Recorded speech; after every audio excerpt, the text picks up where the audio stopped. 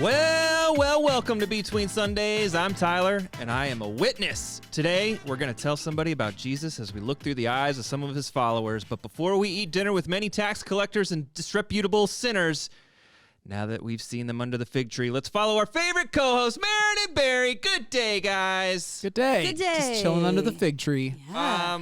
Guys, you ever have those words that you just can't say? Disreputable? Yeah. Disreputable?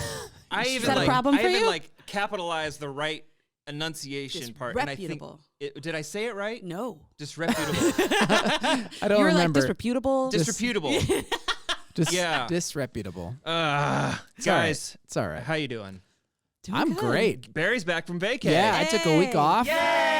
You look very refreshed today. Oh, Yeah, thank you. how are you Thank doing? you. I'm Tell doing us all about great. your vacay. I just basically spent almost the whole week working on a massive woodworking project. Don't act like you're a big shot. It's the biggest thing I've ever done, that's for sure. So what is it? I'm building. Because I saw a picture of you get posted just covered in sawdust. Yeah. Yeah. Because I don't have a good dust collection or any dust collection, and so I'm making. So Liv and I are transforming one of the rooms where the bunnies live, or where Rue lives, the bun now, into kind of like a study. So Rue will still live there. It'll be like part bunny room, part study, with like Rabbits and camels? Yep, leather chair kind of situation, and I'm building this huge. This one whole wall pretty much is going to be like cabinets, like shaker style cabinets with big bookcases on top. And we were going down the road of like trying to do some kind of like IKEA hack where you get the Pre-existing pre-built yeah. thing, and then you but like we couldn't find the right combo with the right height. And I was like, all right, I'll just custom make the shelves and we'll buy the pre-built cabinets. But then every time I looked into that, I couldn't figure out a way to make them match like well. And it was do we paint it all? And finally I was like, you know what? Forget it. I'm going to make it completely from scratch. And then that turned into, and I'm going to make this an heirloom quality, like handcrafted This thing will So- go from house so to house. it's all oak plywood and oak trim, oak boards that I'm taking from Rough Sawn boards that I was given by Chris Yonan, actually, because where he works, they get all these pallets that have them as spacers. All these, so there's just real rough oak boards, but I now have the know-how and the tools to be able to turn them into like these beautiful, perfect dimensional lumber. And so I'm using all that for trim. It's going to be really beautiful, I think. So I went over to your house last week to watch a movie. Yeah. And you showed me the progress of this project. Yeah. And I think it's going to be as heavy as your house. Yeah. I don't know how you're going to move it in. It's so it'll be 3 cabinet sections that are each 48 inches or 4 feet wide. So they're pretty big, 2 feet high, 4 feet wide, and then 2 big bookshelves. And I can move the bookshelves and the cabinets by myself, but yeah, it'll take. But once it's in, I mean, it's not going anywhere. Been paying off. Yeah, right. I'm getting strong. So anyway, I just had such a good time. I listened to the pod while working on that. You did? Yeah. You listened to our pod? Yeah, I wanted to hear what you guys were talking about. That's what everybody does on the vacation. pod that you weren't That I wasn't a part of. Okay, Yeah, I yeah, thought yeah. you meant you were like just listening to the pod. No, that would be weird. No, I just wanted to hear myself talk. No, no, I was listening to the one that I missed. So yes. I listened to your sermon while working on the things, Maren. So Yeah. Right on. I had a great time. Good. I love working with my hands. It's a lot of fun. Yep. It sounds like a lot of work. Do you feel rested after Yeah, really. working that much? I'll just say this. On Friday, Liv went on a little retreat, so I kind of was home alone. So I was just me and Cleo and the animals. And when Liv got home on Friday afternoon, I was just out there working, and the sun was out, and she was like, "Barry, you're glowing. Like you seem so happy right now. So it filled you you seem up. so like just in your sweet spot." And so Yeah. it's not restful in the sense of like sitting on the couch, but there was some of that. Mostly it was just Feeling like you're getting stuff done. doing something that just gives me delight and learning a ton. Like there's 2 bookshelves, 2 bookcases, and the first one I built, and it was a struggle because there were a lot of things I had done not right. My dados were too perfect, etc. You know the problem. Hate it when my dados are I know perfect. you hate that. And then, but the second, I learned so much doing it wrong the first time that when I made the second bookcase, it was not only like perfect, but I did it in like a third of the time. Whoa. I'm like, I'm learning, guys. That's the way to do it. That's a sermon illustration right there. My goal in life is to be half as good as Jim Swanson when I am No chance. his age. No. No half chance. as good, half. That's it, and it's unachievable. That's but right. You picked an unattainable goal. Anyway, so I'm happy. I'm good. Here I am. I'm back, ready to not work with wood. I have a looming wood project that I have to do. What's that? My fence, there's like a tree growing underneath my fence. Ooh. And so there's like 5 fence posts that are just like super wobbly now because the Mhm. fence is just like crooked. Are you gonna like?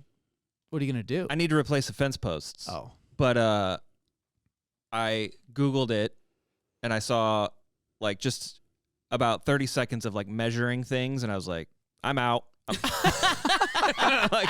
That's where I draw the line. Yeah. Measuring. Like they had like a string going from one fence post to the other one to make sure it's like the exact height, and I was like, I am not built for this. So I might need to call upon I can the assistance of others. You have a lot of like craftsmen in your life. That's true. You're Barry, Yeah. your dad. My dad. Yeah. He probably knows. Yeah, but how to he's like use that. 70. He doesn't need to be like digging fence post holes. Yeah. So that's good that it fills you up because it like does the exact opposite to me. Yeah. Marin, what's new with you? Celebrated a birthday last week. Oh yeah, Jed. My husband turned 42 last Wednesday. The So, answer, You're a the grown-up answer boy. to life, the universe, and everything, according to the 42. Hitchhiker's Guide to the Galaxy. 42. 42. Yeah. So He's arrived. how does has he made feel? Is he like happy to be 42, or is he like looking back on his life, being like, "Here's all the things I've missed"? No. Okay. No. We're real happy at 42. This is like the best. He's coming into his own here. Yeah. 42. Yeah. All right. 42 is great. What'd you do to celebrate? We went to Peterson's Steakhouse. We'd only been there once before in our lives, and I was a little surprised that he would pick that because usually he's like sushi on his birthday. So Oh, really? it's kind of a shocker that he veered off the well-worn path of sushi. But we went out to dinner, and then the best part was just kind of how we extended his birthday celebration. The kids were not available to go out with us on his actual birthday. They were working or whatever. And so he wanted to go out as a family Saturday night, but had an epiphany. You know, we could save a lot of money if we postpone the birthday celebration to Sunday and combine it with the Super Bowl. Oh yeah. And then order in a bunch of food and whatever. So we got barbecue, and Wait. we made the adult children watch the entire game, and that was their gift to their father. Exactly. That's how they That's feel right. about the Super Bowl. The game that went into overtime, the Yeah. longest game ever. So why don't they like? Did you guys watch the Super Bowl? No. Yes. Barry did not. So like everybody in the world is watching the Super Bowl. What is so like unappealing about it? I guess. Unappealing? Yeah. Like why didn't you watch it? Just I have not seen a single. I have not seen a single pass of football this entire season, and I have no problem with people who are into it, and I totally Yeah. get why people are into it. Yeah. It's just not the thing that I find Yeah. That's right. interesting, and So like Liv and I were like every now and then Liv would check out. She wanted to see like the halftime show, and she was Sure. checking out a few things, and we were like going to bed, and I was like, "Who won?" She's like, "It's still going on." Yeah. yeah. It's a long event. Yeah. It was It was yeah. probably. It was almost 5 hours long. Wow. It seemed that way for sure. Yeah. Yeah. So your kids It was were quite- being tortured Quite for 5 the, hours. Quite the commitment, quite the gift to Yeah. their father to join Yeah. him in that. we tried to like. So Desi was crocheting. You know, Yeah. like she's half watching, but really she's busy crocheting. He partied hard. Jaden had his girlfriend over, and we tried to like engage with the game. Yeah. You know, we weren't really rooting for any one team, really. Just that everybody has fun. Patrick Mahomes is another mixed kid like myself, so I root for him, just him, no one else on his team. Because just of him. that? Yeah, that's why we stick together. Yeah, No comment. yeah, on that. but it was just fun, like just yelling for no reason, and yeah, Jaden's like playing along. He's like you. The last thing he wants to do is watch sports, Yeah. but he knows he knows So- how to play the game. Does Jed get joy out of everybody else just like being forced to watch something that they don't want to do? I mean, it was his idea. It's Yeah. all right. As a 7, and I know he's a 7 on the Yes, he is, Enneagram. There is something that it's hard to explain about how great it is to share experiences with other Yes. people, and like if something that you're passionate about, if you can like I love showing people movies they've never seen that I Yeah. love, or like having an experience with somebody. So I get it. I'm Yeah. sure that's what it is. It's like yeah. It's a Even though they hate it. thousand share times better. my joy. It's Yeah, 1,000 times better when he's watching the game with people who know and love the game. of course. It's quite different when he's watching the game with children who are just pretending to care. It's very, very different. Yeah. But Were you guys really excited about Usher on roller skates? That was cool. I've never seen Usher roller skate before, Well. and boy, could he! Wow. Yeah, a lot of people on roller skates, and I don't know if you saw this part, but a guy literally tried to run onto the field like a player. Literally tried to run onto the field and tore his Achilles. And then they bring out Oh. everybody on roller skates. I'm like, this. Yeah. That's like throwing it in his face. It's like, man, these guys are just blading around. Or what was it? Was it roller skates? It was roller skates. Yeah. So I was texting back and forth with the production team here at Grace Church. I will never watch live TV the same ever again, because both Ryan and Shelby, who are on the production team here, they both have sports broadcasting in their backgrounds. Sure. And so now I see everything differently just because of conversations with them. And I was telling the kids throughout the game, I cannot wait to talk about this with Ryan and Shelby. I Yeah. can't wait to hear their take on it. And I think it was right when the halftime show ended, Ryan sent me an Amazon link to a pair of roller skates. He's like, get ready for Christmas. Oh, yeah, there we Can go. you sing on skates? Get ready There's for only Christmas. one way to find out. That has to be very hard. To skate. And sing and dance at the same time? Yeah, but do you think he was really singing, or do you think that made it? It seemed like he was. Pre-recorded. Pre-recorded. You think? Come on. It's the Super I mean, he Bowl. walked up to the microphone, and when he moved his mouth, it seemed like you could hear. Yeah, but they can do. They can do like mix it. segments of Yeah, it. that's how I'm sure there's microphones work. parts I get that are it. live and parts that are pre-recorded. Yeah, but yeah. Either way, I just thought it was hilarious. This is probably the third year in a row where the production team and I like immediately start giving our play-by-play of how we felt the halftime show went. Oh, so just the halftime part, not Actually, no. not the Shelby game. had a lot to say about those graphics throughout the game. She wasn't into him. She had a lot to say. Okay. Yeah. All right. Well, we watched the whole thing, and yeah, it's 5 hours. Did the boys? The boys, yeah. We went to our in-laws, my in-laws' house for like a Super Bowl party mixed with a birthday party. Oh. So Yeah. we did the same thing. Yeah. So like 10 Your minutes. birthday? No, Lane turned 4 a month ago, and so they're like, let's open presents before the game. So like 10 minutes before the game, we're like, hurry up, Lane. Hurry up! Open it! We're on a clock. Reba's about to sing the national anthem. So we did a birthday party, joint Nice. birthday party, Super Bowl party. At what point do the kids either go home or go to sleep? This We was a blew it. long game. We blew it. They didn't go home or go to sleep. Wow. Yeah, so this morning was a complete nightmare. Yeah. Yeah, it was not good. Yeah. But they got to stay up, and Milo watched a lot of the game. Wow. Yeah. so, Okay. yeah. We went to family game night Yeah. at How was Grace that? Church a couple days ago. It was great. Shout out to Carrie Honeycutt because she pulled it together as the first version of it. I hope that they do more because a lot of people came out, a lot of different types of games, a lot of different ages of kids were able to play. But man, I have nothing but good things to say. And game nights are always like hit or miss sometimes because it's like not everybody enjoys the same type of activity. And so you never know. You never know. But she nailed it on the snacks. Ooh. She had salty and sweet things. Nailed it. She had juice, Kool-Aid, like all kinds of stuff. She hit every part of it. Nice. So Did you bring like a hardcore strategy game? yeah, I sat down with Settlers of Catan and me and Milo and Lane invited some other kid. No, but there was like Twister. Oh yeah. Yeah, Twister, and that was You played Twister? I that did takes not strategy. play Twister. I was gonna say. I sat there and ate my Cheez-Its, and I Offered watched encouragement. Yeah. the kids play Twister. What are you playing with the kids these days? What games? A lot of Uno. Okay. A lot of Uno right now. Oh wow. Mm-hmm. So, what does that say about me? Because that's like the only. That's your game. favorite game. That's the only game that I will play. That's I mean, it. With other people, that's the only game. You're young at heart. Me and your kids. Yeah. Yeah. So that's what's new with us. Game night, and we're big into Uno and matching, like the memory games Oh, where I you love put all the memory tiles out. too. I do. You do have Good a at that. type of game. Gotta knock this off. Yeah, we're into that. You would love playing with Lane. I- Lane would crush you. Lane crushes me. Really? You and Lauren Yeah. need to go somewhere and let TT come babysit. So you can play memory and Yeah. Uno Yeah, with yeah, the yeah. kids. Yeah. Okay. That'd be great. I'll make them Asian lettuce wraps. It'll be the best. night Oh ever. yeah, they like that. Yeah. All right, guys.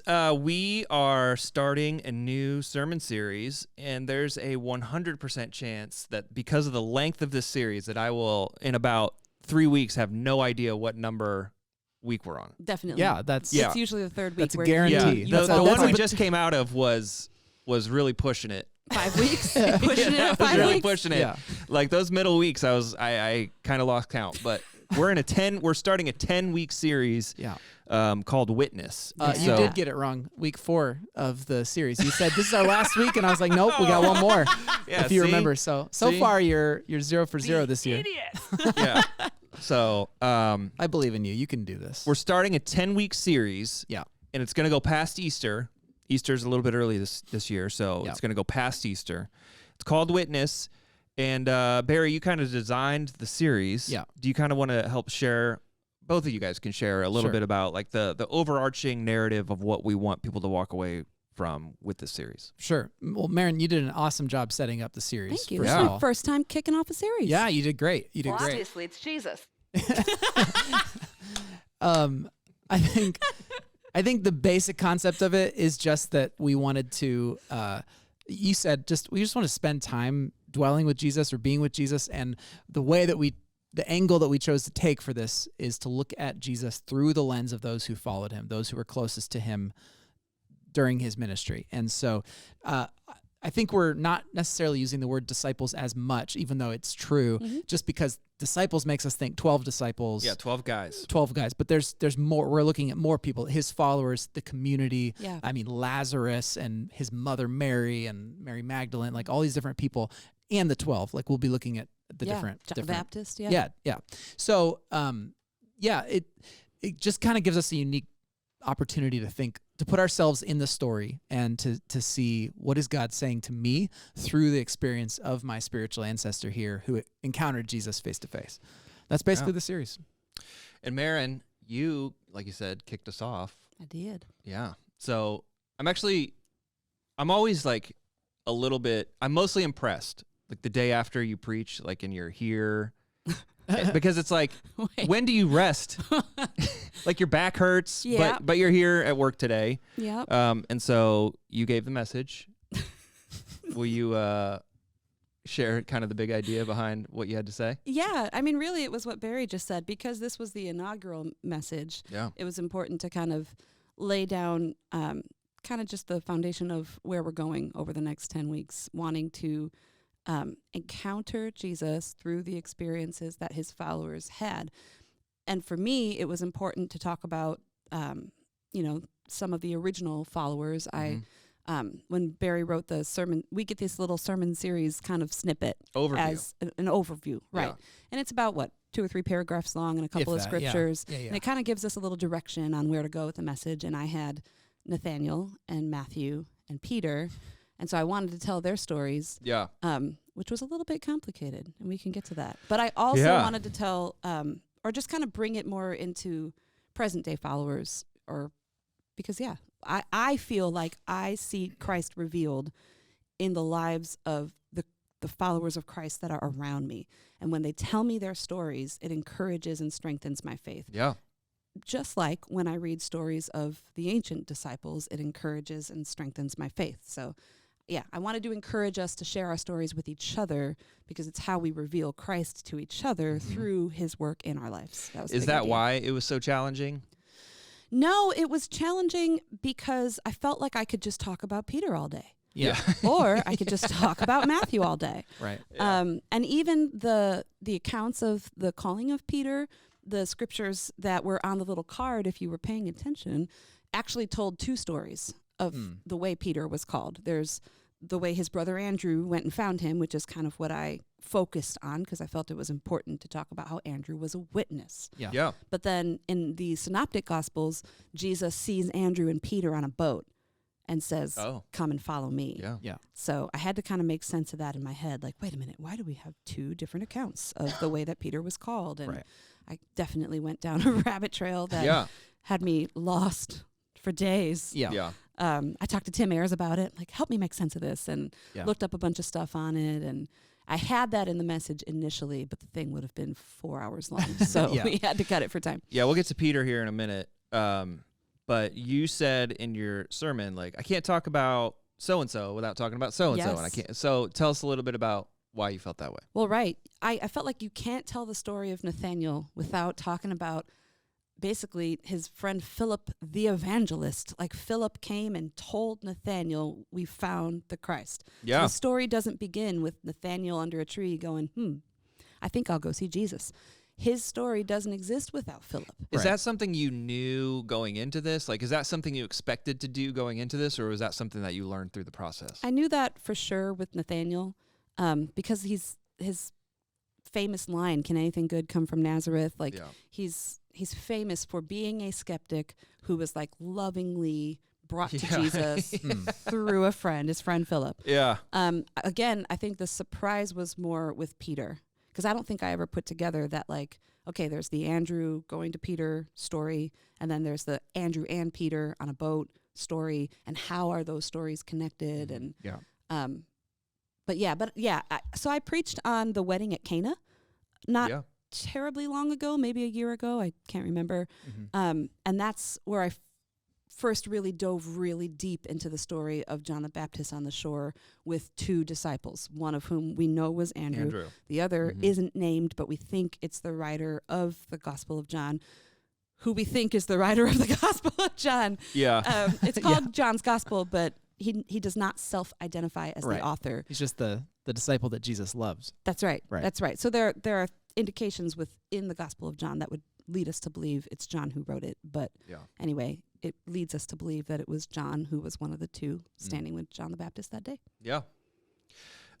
So speaking of John the Baptist, you said he's standing there with two of his disciples, one of which of his disciples, and one of which is Andrew.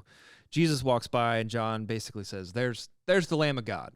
Yeah. And when his disciples hear this, they stop at what they're doing. They follow Jesus. And Andrew's one of them, right? Yeah.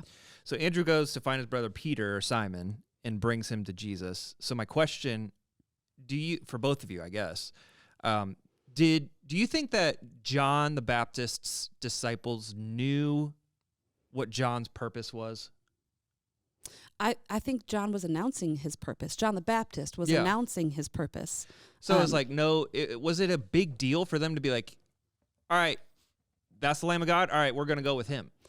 It would appear that the day before that happened is the day that Jesus was baptized. What we don't know is, was Andrew there to witness the dove descending from heaven? I don't know that. So, Jesus had already been baptized by John the Baptist before this scene we talked about yesterday with Andrew. So they probably had heard about it, and they were like, well, there he is. And I think John the Baptist clearly understood that he was that prophetic voice calling from the wilderness, preparing the way for the Lord that Isaiah talked about. Like, that was his dad's whole thing, was realizing that this was who that your son's going to be that voice. And so I don't think it would have been much of a stretch for his disciples to understand that when he's been saying, one is coming after me, whose sandals I'm not even worthy to untie. He's going to be he's the Messiah. He's the one who's going to transform the world. Oh, there he is. If I was his disciples, I'd be like, all right, peace. See ya. I'm Which out. is kind of what happened. And it was interesting to note how rare that was. And even in today's terms, if I have a bunch of followers on social media, the last thing I want to do is tell all my followers to go start following someone else. Sure. But that's what this was tantamount to. Because John knew what he was here to do. Yeah. Interesting little, extremely small, unrelated fun fact, or it's related. When Paul comes to Ephesus, he finds a group of John the Baptist's disciples who haven't yet heard about Pentecost and like the coming of the Holy Spirit. And so they believe in Jesus, they're followers of Jesus, but they were, because of following John, but they hadn't yet understood like the full transformation that had come about through Pentecost. So I don't know, it's interesting. John the Baptist clearly had a following. Like he had a group of people that were his disciples. And so here we're seeing the beginning of his disciples being transformed into Jesus' disciples. At one point, all of that was in this message. I'm not kidding. Yeah, I'm not surprised. Yeah. Because the writer of John, who we believe to be John, wrote the Gospel of John to the Ephesians to say, listen, John the Baptist is not the main dude, and let Right. me tell you why. Let me set some things Even John straight. the Baptist himself would tell you, Yeah. he's not the main dude. Yeah. He's not even fit to untie the sandals of the main dude, who is Yeah. Jesus the Christ. It's why he wrote his gospel. Sure. And I think that that's important. John, the writer of John, not John the Baptist, John the but Evangelist. John the Evangelist is bearing witness Yeah. to the people of Ephesus, Yeah. saying, okay, you're focusing on the wrong guy. John the Baptist, he was only preparing the way Right. for the real guy. His name Yeah. is Jesus. Right.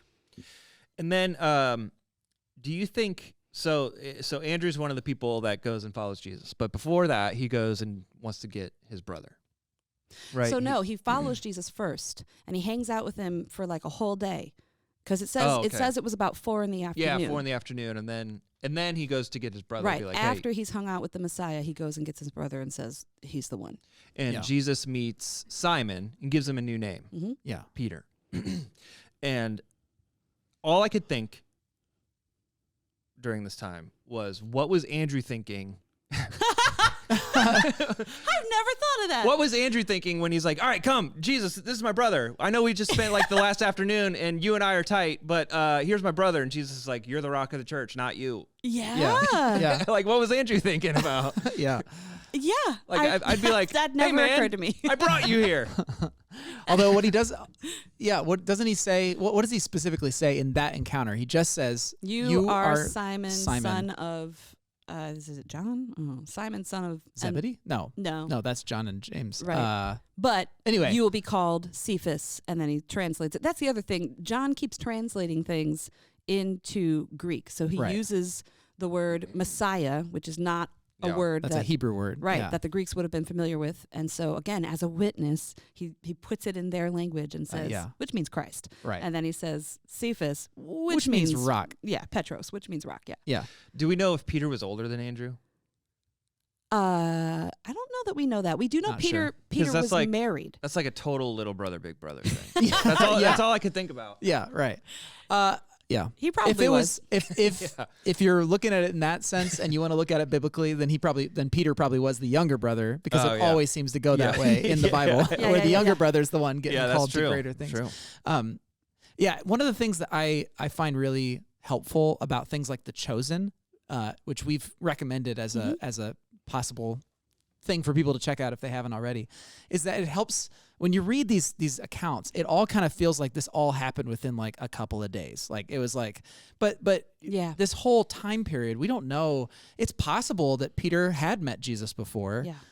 but then Andrew comes to him and says, that guy that we met, Yeah. he's actually the Messiah or whatever. Yeah. Like, so we get only the bare bones Yeah. kind of compressed facts. So you kind of have to use your imagination to think Right. that there's a deeper story here. These are real people with their real lives. Like you said, he's married, he's got a family. So I don't know, that I just think it's interesting that we're just getting a glimpse, and Yeah. that's all we get to go off of, Yeah. which is why I like the way that The Chosen takes that and faithfully, I would say, to the text, builds out that additional context that we have to kind of use our imagination for. Yeah, So, definitely. Anyway. Okay, so now we're at Peter. So Mhm. you wanted to expand on Peter's call. So the floor is Because yours. I have this this inner curmudgeonly armchair theologian in my mind. And Who doesn't, and right? this person is sitting in the congregation and they are judging every word I say. Small but encouraging woohoo. Wow. the world.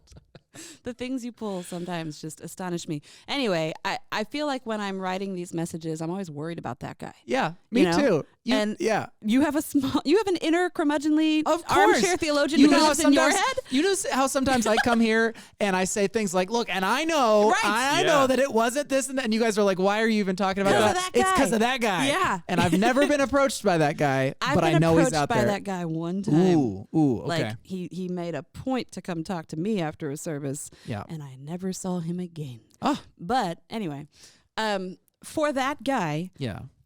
I was afraid that if I only focus on the one account of Yeah. Andrew on the shores, that there'd be a question of why is she avoiding the other? I always think that way. Why That's is she so avoiding funny. the other account?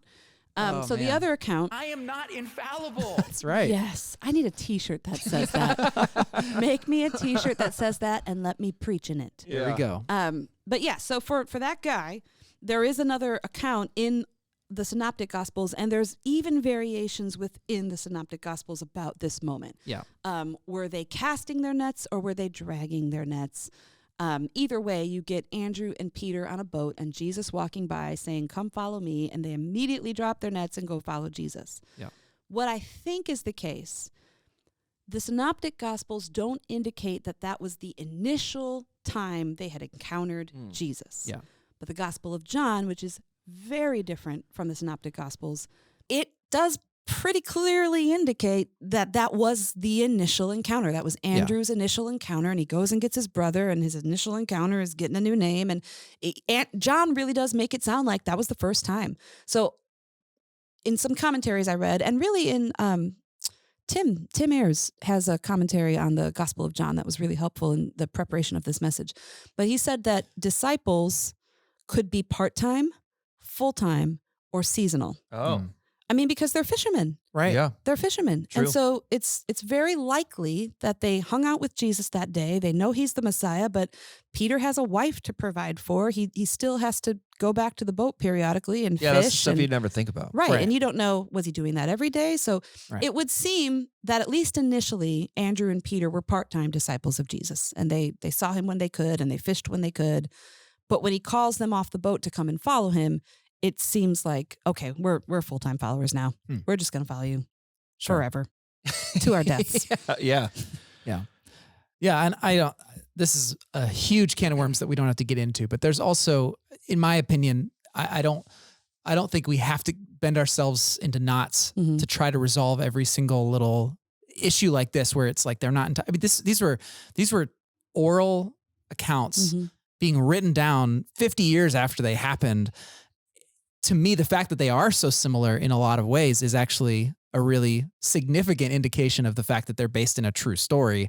They're not just fabricated. I don't Yeah. know. Anyway, and Yeah. the fact that there are differences also indicates the fact that there were real people Yeah. encountering these stories and transmitting these stories and sharing these stories. So, but yeah, regardless, this is one of those that you could conceivably synthesize without it breaking the bank. Like you could figure out Right. how to make all these stories still Right. all be true. And John's whole point was that John the Baptist himself pointed his own followers to Yes. Jesus. Remember, if John is writing this to the disciples of John the Baptist in Ephesus, Yeah. that's his purpose, to tell them your guy pointed his own disciples to Jesus. Yeah. Yeah.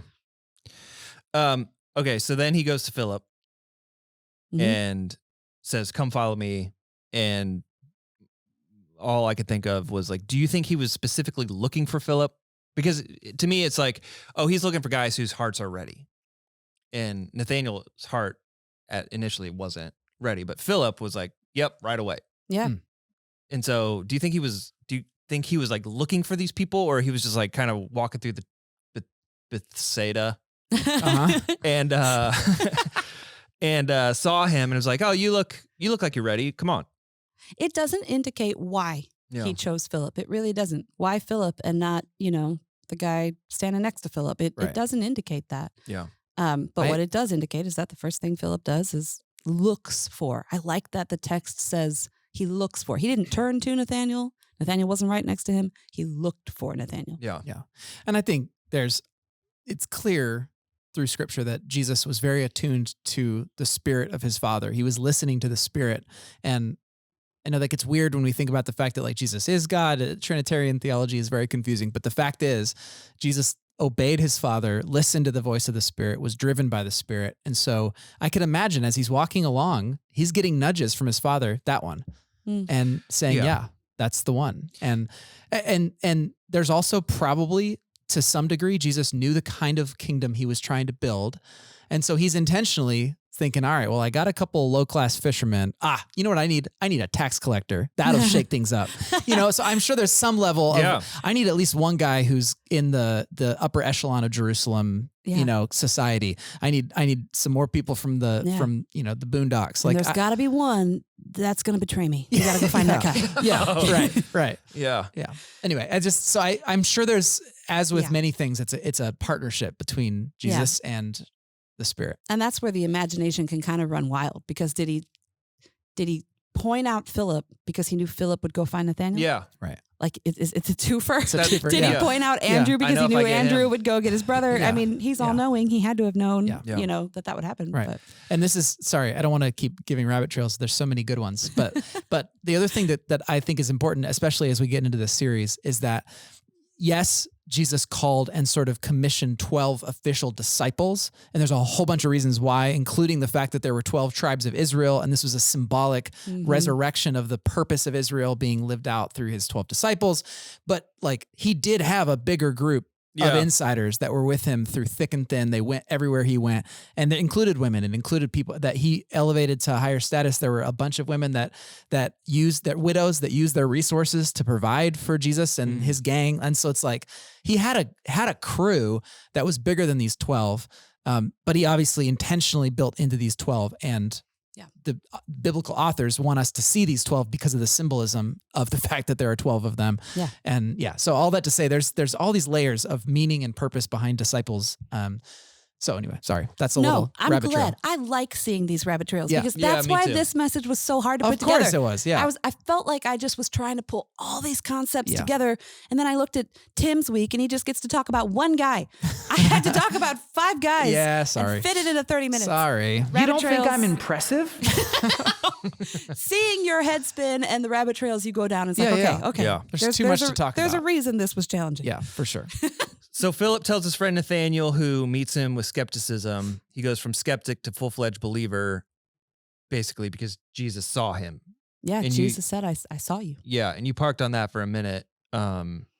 His transformation to me stands out because it shows that a personal encounter with Christ can overcome intellectual doubts. Mm-hmm. So we get these cards, and there's 3 questions on them. Like, what do you see in the disciples? What impact did, I don't know, but what impact did Jesus have?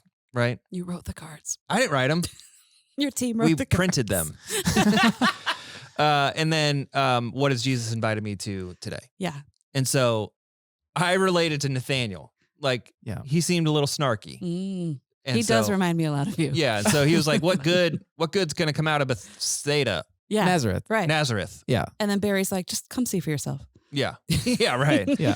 Come Yeah. on, check it out. But so he's got intellectual doubts, and I was like, oh man, him choosing to follow Jesus because he's seen tells me that, you know, an encounter with Christ can overcome those intellectual doubts. Can I tell you what I think happened under the fig tree? Yeah. So I think Nathaniel, this skeptical guy, was maybe that week that had a significant moment where he was sitting under a fig tree and he's saying, God, I don't even know if I believe in you, or Yeah. I don't even know if you're real. I need you to do something that's going to prove to me that you're actually in this. Or he's saying, God, I don't even know that you care about your children anymore. Like, why is our world such a mess? I don't know that I can even put my trust in you.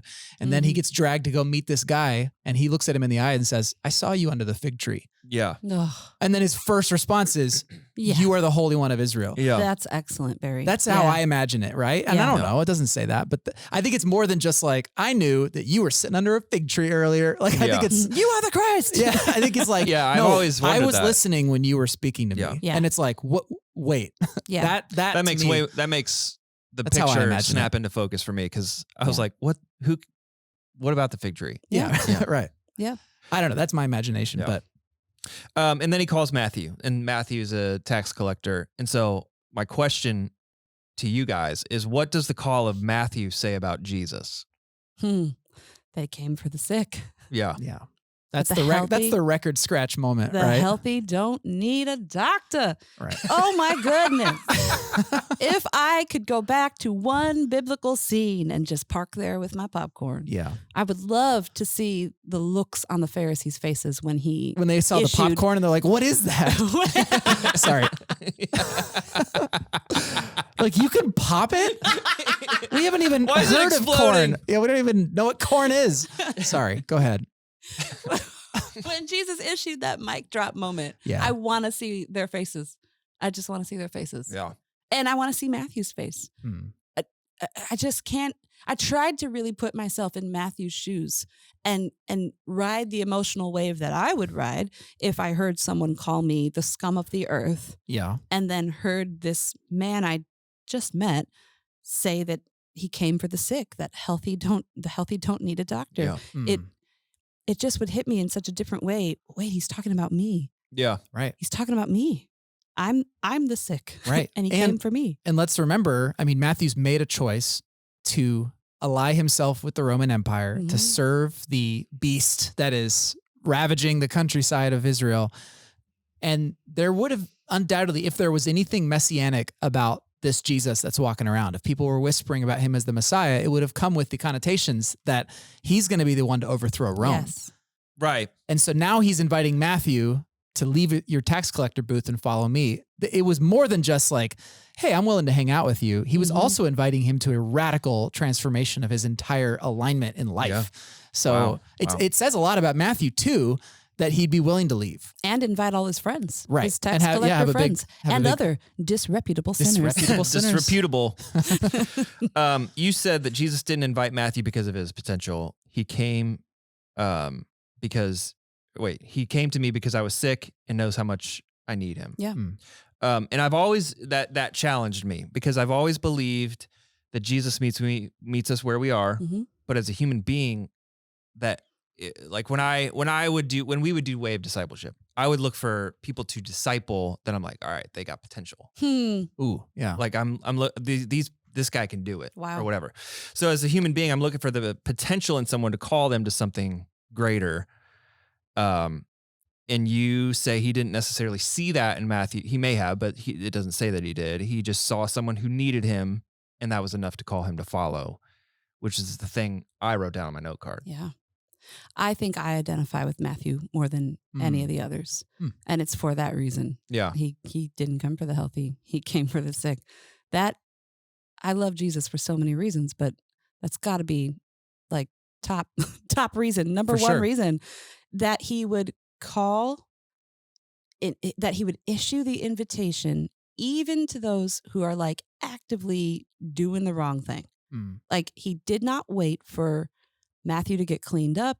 He didn't say, hey, Matthew, I need you to go talk to Andrew and Peter, and they're going to tell you some stuff. And if you accept that stuff, you can come follow me. Yeah, right. Right, There's no right. conditions. Right.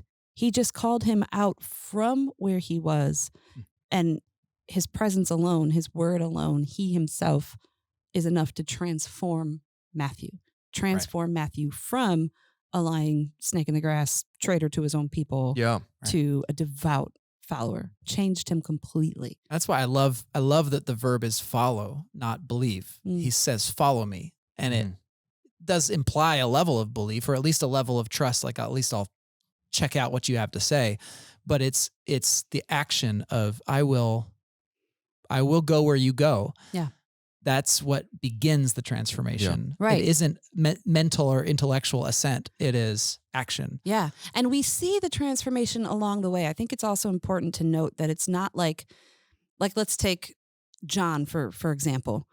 When John starts following Jesus, he's not immediately transformed and perfect.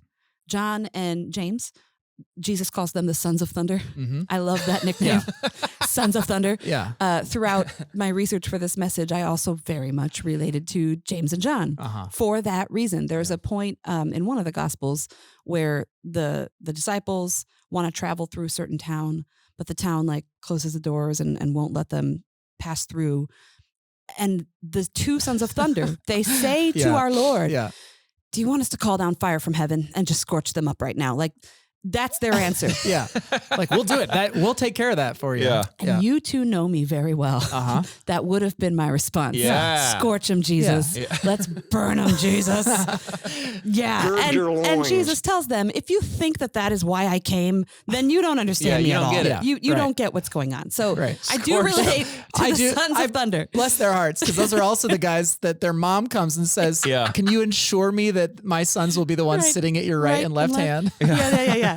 Totally. I relate Like to them a lot. adventures in missing the point. Yeah. So they'd been following Jesus for some time, but still hadn't quite, lost that Sons of Thunder edge.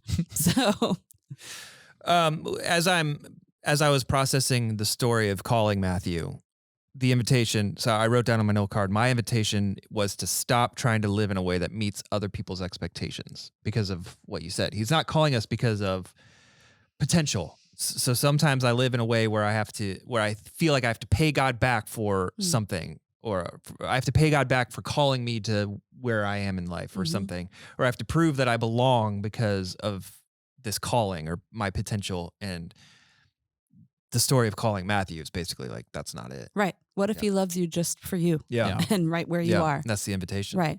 And we sang a song similar to what you're talking about. I think it was last week. He loves me too much to leave me there. Yeah. He sees me there. Yeah. And he meets me there and he loves me there, but he loves me too much to let me stay there. Yeah. So, yeah, again, like the sons of thunder, as we follow him, we shed some of that old self and we grow and we transform in the following. So in all of this, you focused not just on following, but telling others. You shared a story about your mom's words in a local newspaper. What was it called? The Recovery Times. The Recovery Times. Oh, cool. About her testimony. And so I guess it was published 10 years ago. Yeah. And you just read it now. Yeah. Right. Okay. I read the published version. Yeah. 10 years later. Yes. Yeah. So yeah, you knew the story. Yeah. She'd sent me a rough draft ahead of the release of the newspaper, and it was just so salacious. I just was like, no, nope, I can't read it. So you talked about what the words were.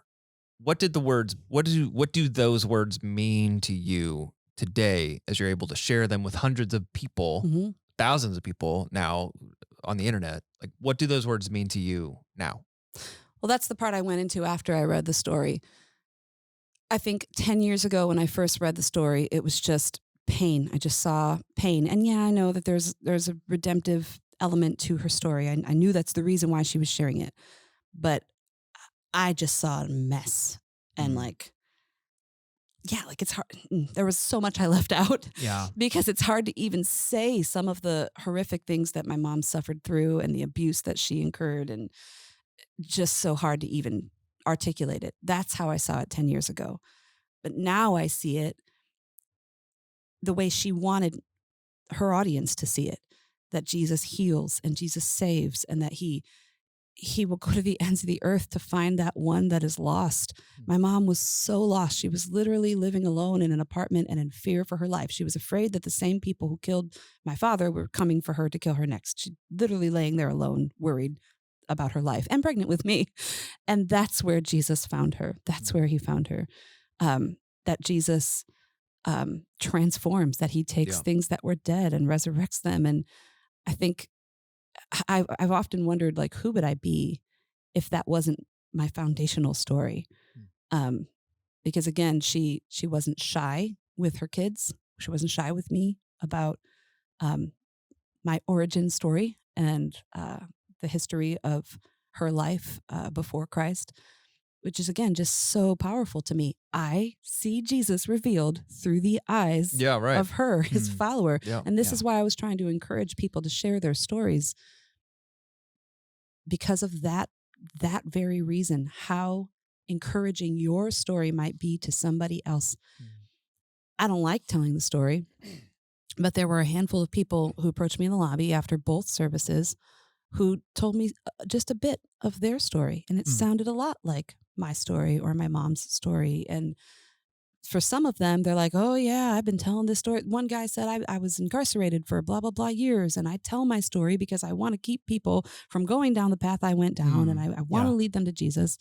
And others, you could tell, hadn't necessarily told their story to very many people. Or maybe they're like my mom was in 1982, and they're just being brought out of this dark place. But they hear a story like my mom's, and they're like, yeah, that's kind of where I'm at right now. And I feel him calling me. That's why I'm in church. I feel him calling me out of that life. And I know he's showing me that sobriety is possible, or, a richer, fuller, more abundant life is possible. But right now I'm just kind of at that precipice, and I'm learning to follow Jesus, you know. But that's what the story says to me now. It tells me that anything is possible. Anything is possible, but it's only possible through Christ. Yeah. Only possible through Christ. And her pain was turned into a powerful tool for her ministry even today. Yeah. Like she spoke to Yeah. all these people this past weekend. Yeah. That was Which was incredible. wild. Again, my mother-in-law called me about 2 weeks ago. She's like, hey, somebody put this in my mailbox. Would you want it? And I kind of hung my head on the phone with my mother-in-law going, okay, you can send it to me. You know, truth is, I never read it, but okay. And it took a lot to get me to even sit on the couch and say, I'm going to do this. Yeah, I bet. I'm going to read this.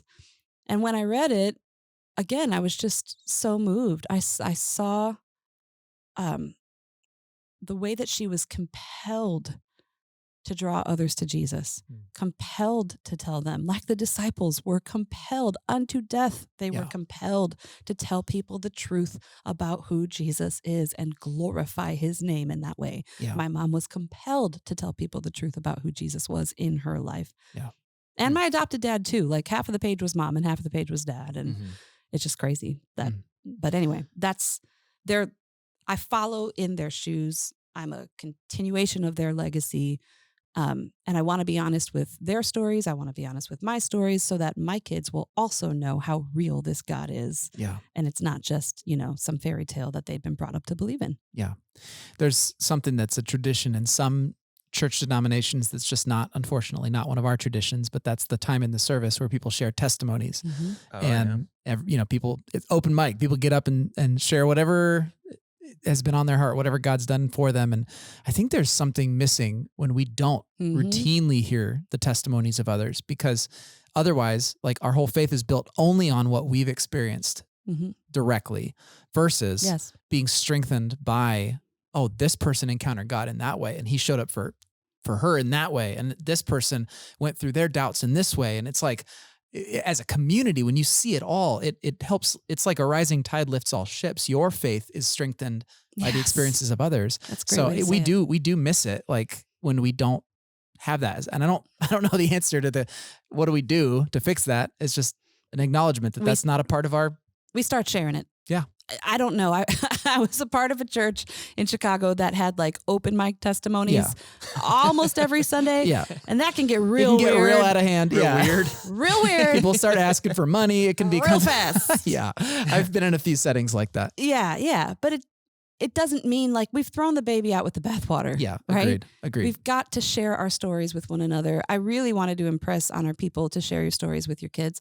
One time I was at a dinner table with a family member, a group of family members. And one family member started telling their story of how they came to Christ. And another family member said, that is not dinner time conversation. Oh. And shut it down. Because, had a story kind of like my parents' story. It was kind of wild, Oh, yeah. That's not dinner time conversation. It's not dinner time conversation. We're going to talk about politics. Right. But I think that there was, I think that was in an attempt to be polite, Sure. And don't touch on the unsavory, topics at of dinner time of your past or but whatever. really, this family member was like opening up and sharing their story, and maybe that needs to be part of dinner time. Sure. That needs to be part of more people's dinner times.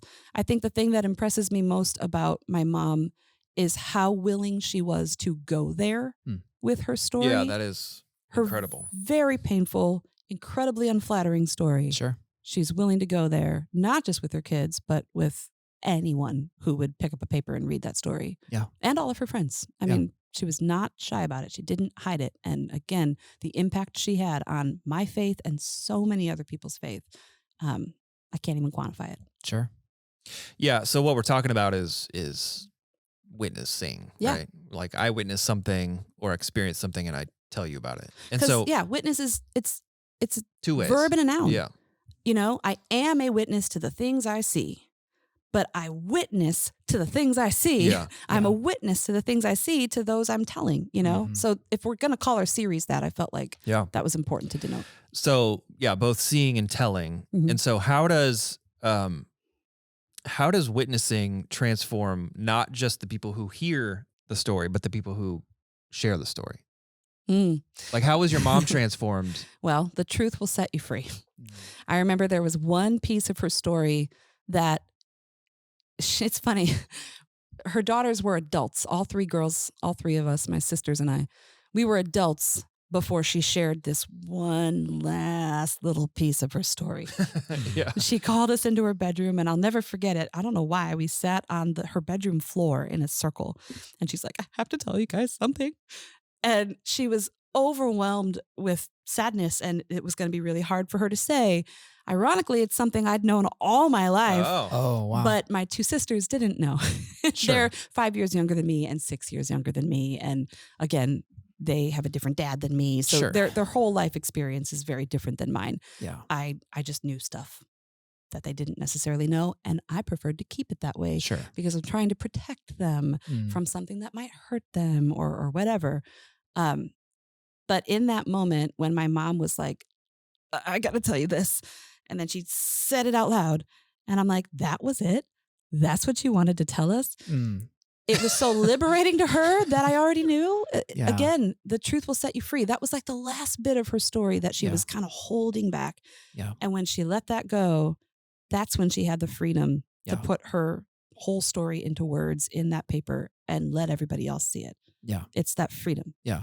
That's what she received. Completely agree with that. I think our shame from our past mistakes, sins, whatever, can have so much power over us. And it's a truly freeing thing. It takes the shackles off when we share open and honest about our past and talk about how Christ has transformed us and redeemed us. Yeah, it doesn't, no one can hold it against you. No one can have power over you when you are sharing the things yourself that you've done and owning it. And it's also a benefit to you because when you share, even about the darkest stuff, it is a reminder to you that God did deliver you, did transform you.